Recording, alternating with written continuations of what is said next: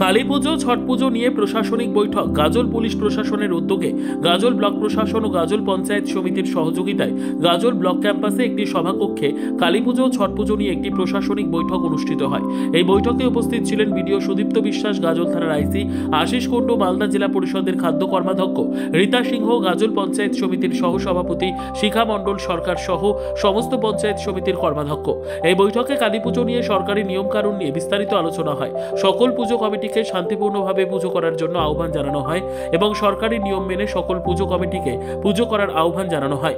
একের আনন্দ অপরের যেন দুঃখজনক না হয়। ধর্ম যার যার, উৎসব সবার, তাই সরকারি নিয়ম মেনে পুজো করার জন্য আহ্বান জানানো হয়।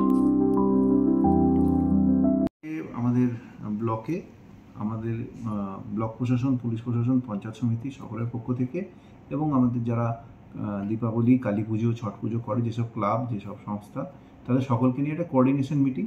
আমাদের তরফে বার্তা এটাই দেওয়ার হলো যে কালী পুজো যেন সুষ্ঠুভাবে হয়, যেভাবে আগের বছরগুলো প্রতি বছর হয়েছে সেই নিয়ম কানুন পুরোটাই পালন করে পারমিশন নিয়ে যেন পুজো হয়।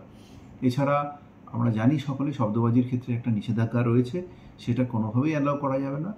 পুলিশের কাছ থেকে পারমিশন নিয়ে বৈধভাবেই যেন যারা বাজির ব্যবসা করে সেভাবে করে এবং ওই সংক্রান্ত যে গাইডলাইনগুলো আছে সেগুলো যেন অবশ্যই পালন করা হয়, এই নির্দেশ দেওয়া হলো। আর ছট পুজোর ক্ষেত্রে যেখানে ছট পুজো করবে ওরা, সেই জায়গায় প্রশাসনের নজরদারি থাকবে। যেই জায়গাটুকুতে ওনারা যেতে বলবেন ততটুকুই গিয়ে যেন ছট পুজো করা হয় এবং এলাকাগুলোতে, অর্থাৎ যেখানে ছট পুজো করবে, পর্যাপ্ত লাইটের ব্যবস্থা করা, ভলেন্টিয়ারের ব্যবস্থা করা। আর এই কালী পুজোর সময় কেউ যেন ইনটক্সিকেটেড হয়ে গাড়ি না চালায়। রাতের পুজো আছে, হাই রোড আছে, সবটা মেনে যেন এটা পালন করে।